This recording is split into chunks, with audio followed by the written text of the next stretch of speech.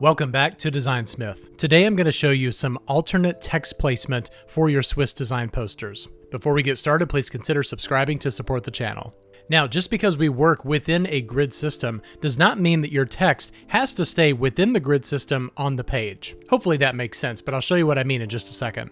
So here is my Swiss grid setup, complete with gutters. And most commonly, and I do this myself, you'll see the text that's kind of adhering directly to the grid, and it's all contained within the poster itself. However, the grid is there to help you place items, not to contain them. So let's go ahead and draw some elements on the poster, and I'm going to make a little rectangle-ish kind of thing right there. It's kind of like a square, but it's not a perfect square. And remember, it doesn't have to be a perfect square. So I'll do a copy of this right here, and we'll just kind of pull it right down here, and we'll resize this just to kind of change it up a little bit. And if you don't know about smart guides, I highly recommend working with them when you're working with a grid. You can turn those on by going up to View and Smart Guides. This is especially helpful when you zoom in. It will show you exactly when you hit that grid line.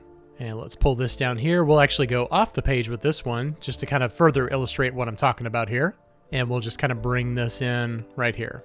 Okay, so that's a good amount of elements that are on this page, I think. And let's go ahead and lay down some type. And I'm using the font Inter. This is a great free alternative to Helvetica, and you can get that directly from Google Fonts. If you'd like to see some other great alternatives to Helvetica, check out this video right up here. So what we'll do is we'll just kind of enlarge this, and we'll just set a size of 300. I'm going to copy this over here, and we'll say Swiss Design.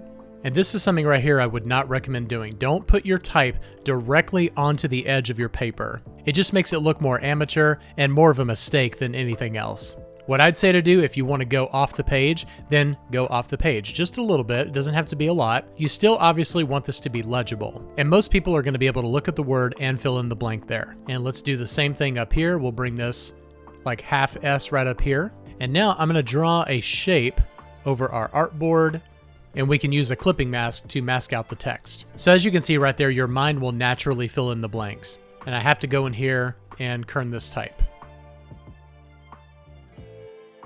And also remember this, Swiss Design is all about precision, and with precision comes refinement. You need to keep on refining your poster until it gets to that professional level. And we'll grab this shape right here and paste it inside of our clipping mask and realign that to our grid here. And let's just kind of spice up the colors a little bit just to make it look a little bit more attractive. I really like this Swiss Design orange over here. And then for these squares, I like this light blue color here. So I'll do another blue, and then we'll color like this. It's kind of a green metal-ish kind of color here. And then with Swiss Design, this isn't really a hard and fast rule, but I like to do like some kind of a off-white background, never pure white.